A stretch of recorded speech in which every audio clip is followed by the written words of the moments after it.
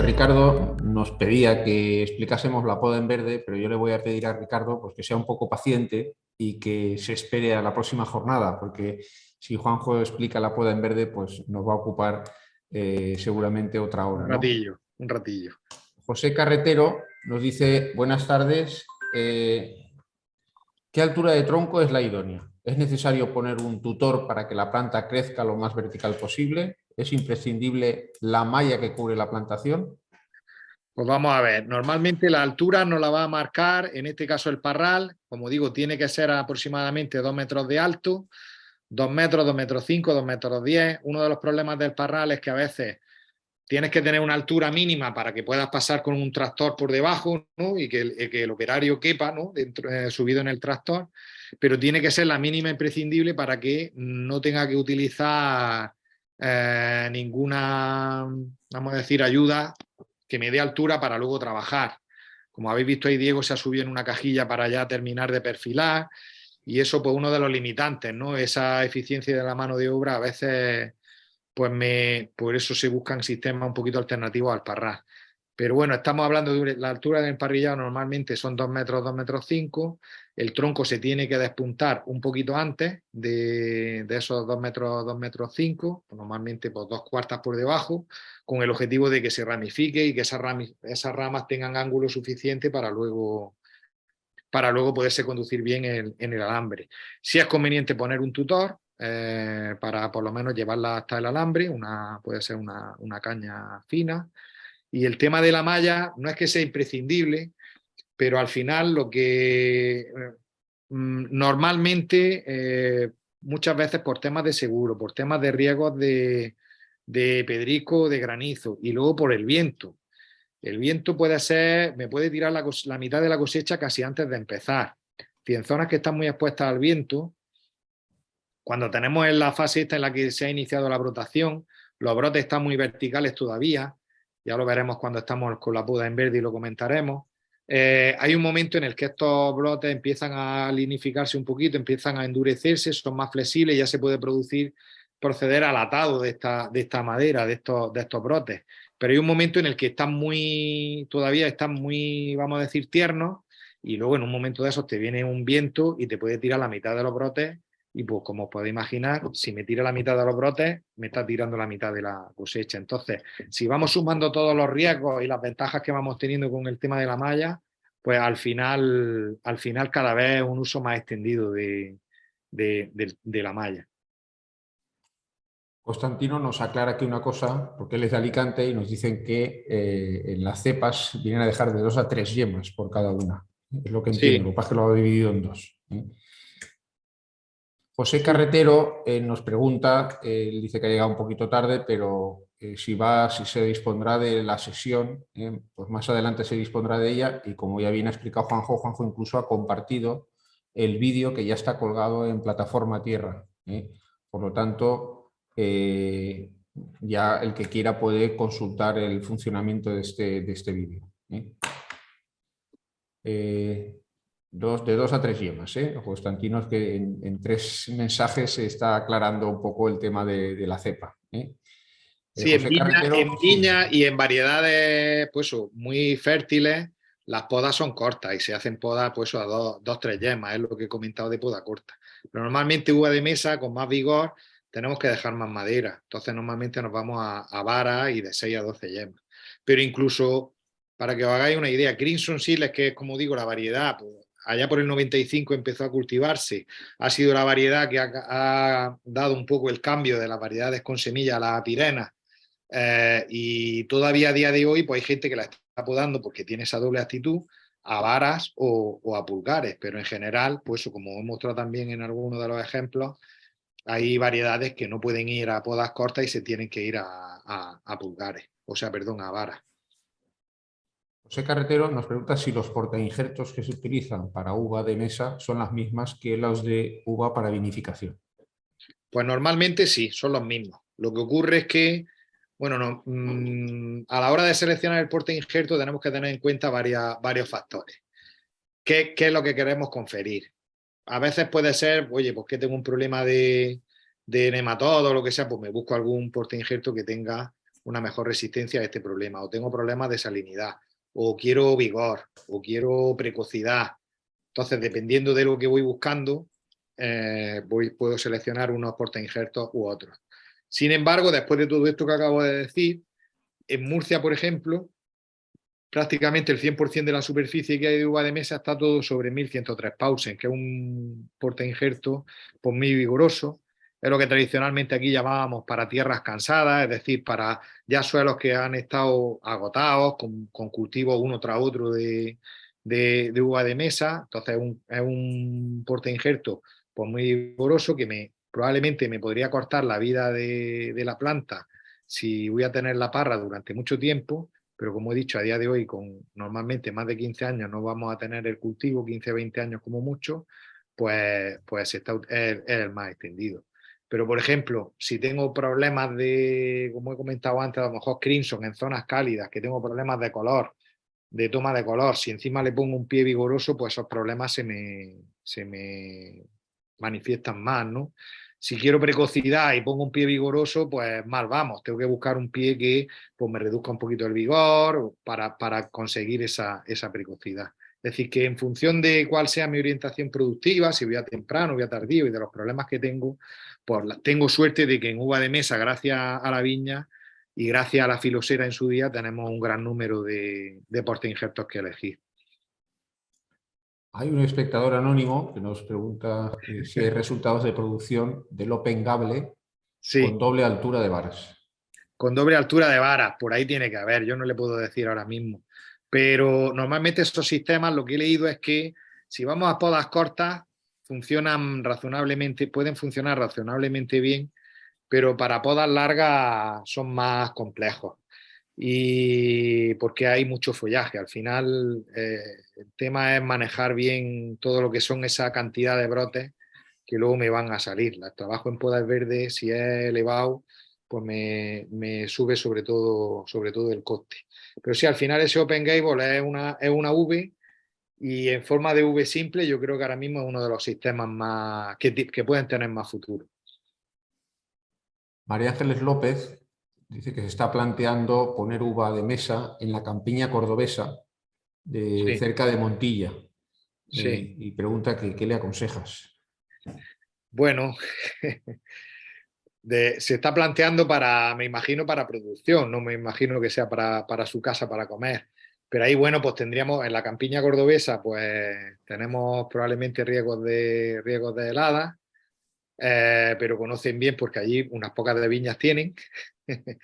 y, y bueno, pues se tendrían que ir a variedades de brotación tardía, es decir, variedades tardías, y luego, pues bueno, sí, unas variedades tardías tipo Autumn Royal o tipo Crimson podría ser la opción. El problema que tenemos hoy día con el tema de la selección varietal es que hay muchas variedades que pueden ser interesantes y que se están seleccionando, o sea, están saliendo ahora al mercado muchas, pero que están en manos de muy pocos. Están sujetas a royalty, además se están poniendo a disposición de los productores pero en club cerrado, sobre todo grandes empresas, y entonces es difícil que un pequeño agricultor pueda disponer de o tener acceso a ese material si no es a través de una empresa de más tamaño. Esto, por suerte o por desgracia, es la tónica dominante y lo que hacia donde vamos, ya no solo en la uva de mesa, sino en otros cultivos, ¿no?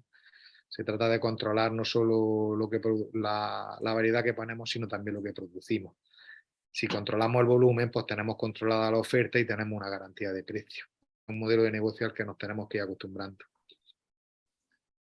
Julia Salvarrey, desde Uruguay, dice, ¿cómo establecemos que una planta está equilibrada?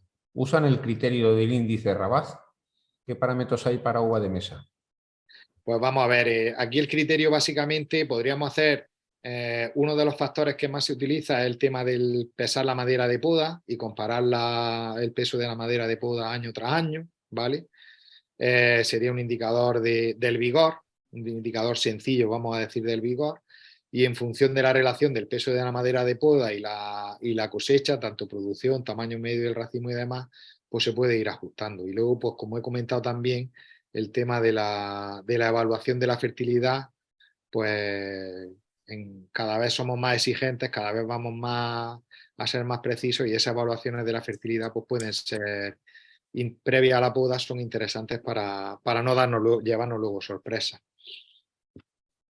José Carretero te pregunta qué producciones medias se producen en secano y en regadío. Pues mira, en secano, en uva de mesa, ninguna, porque no conozco plantaciones de uva de mesa en parral, en secano, no tengo datos. Había algo en su momento en Sevilla. En Sevilla estaban haciendo uva de mesa con sistema casi de producción de viña y de secano.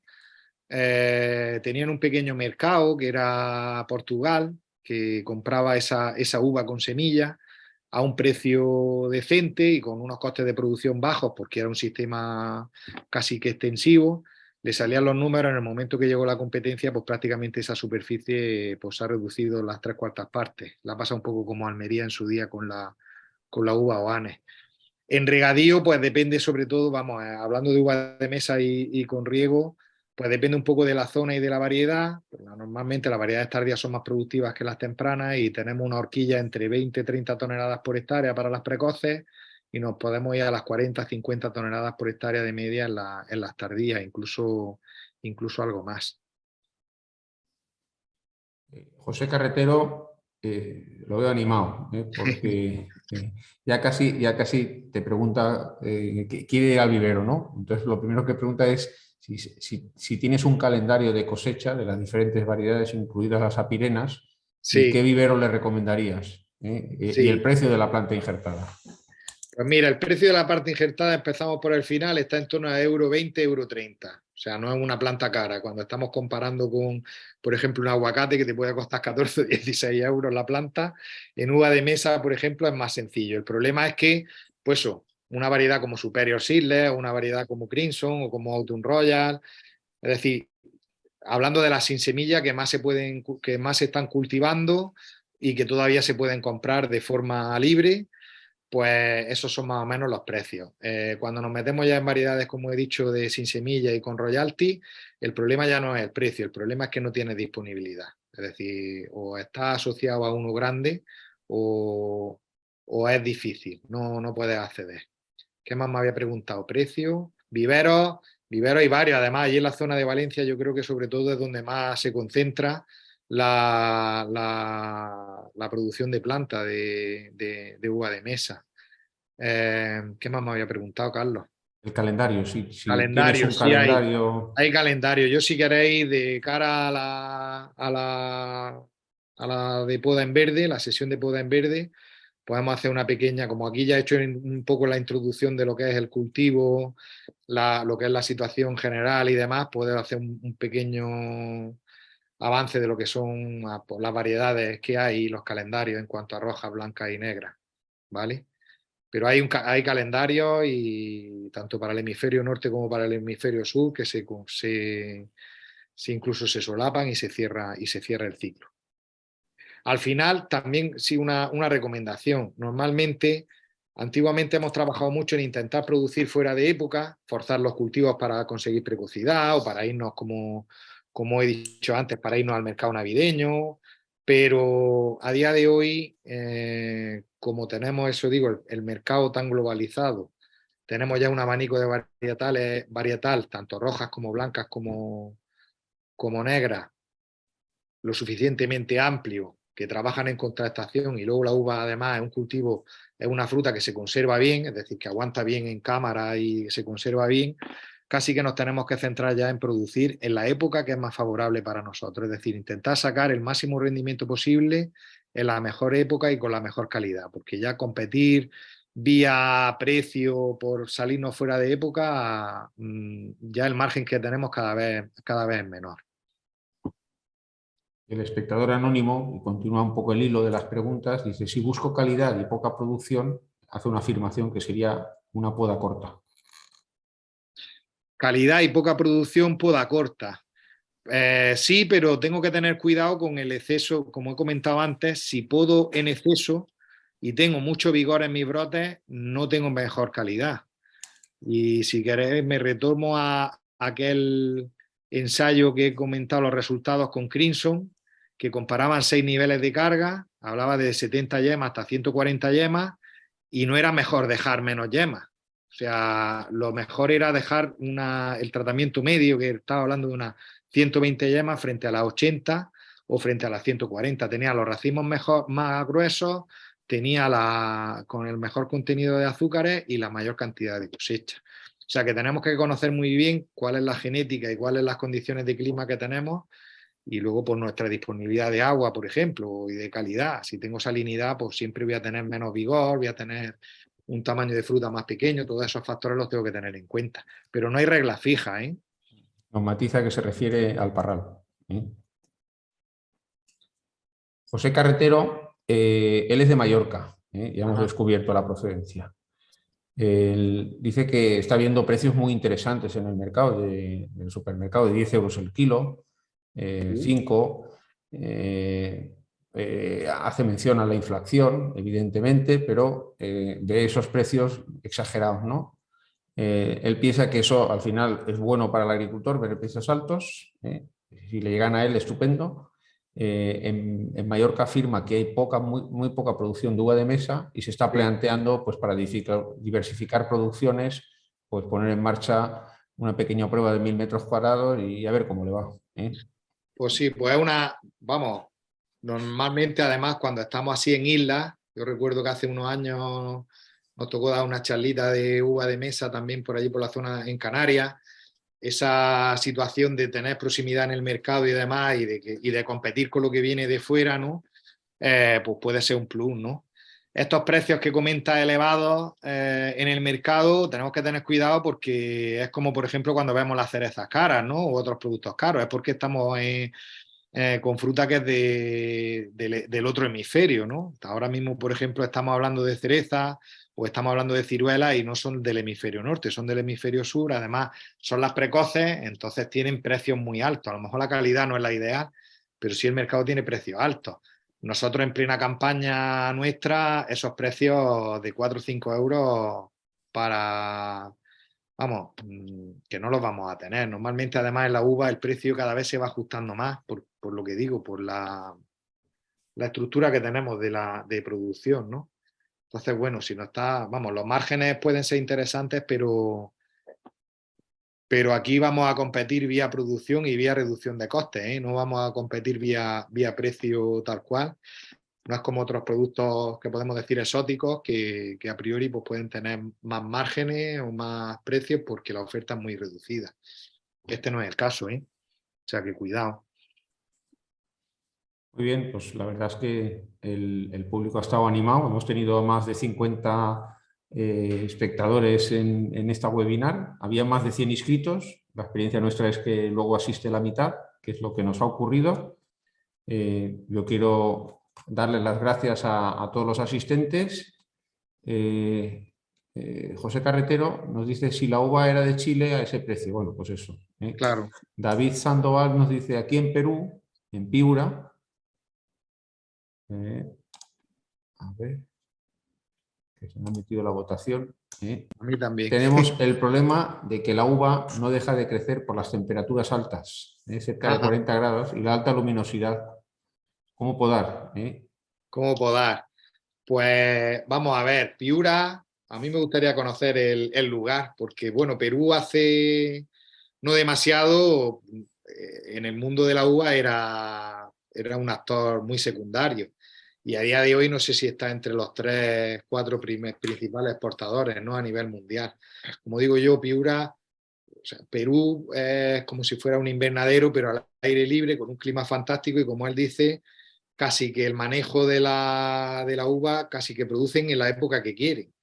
Y lo que yo tengo entendido es que se maneja sobre todo la poda con riego deficitario, es decir, con estrés hídrico. Allí como no llega el frío para parar la planta está creciendo de manera continua y entonces lo que se hace es que se restringe el riego y luego se poda, se utilizan para la brotación, para inducir a la brotación, cianamida de hidrógeno, que allí sí está autorizada, y entonces, pues, dependiendo de la época de poda o sea, de la época en la que aplica el estrés y podas, pues vas teniendo cosechas en diferentes épocas del año.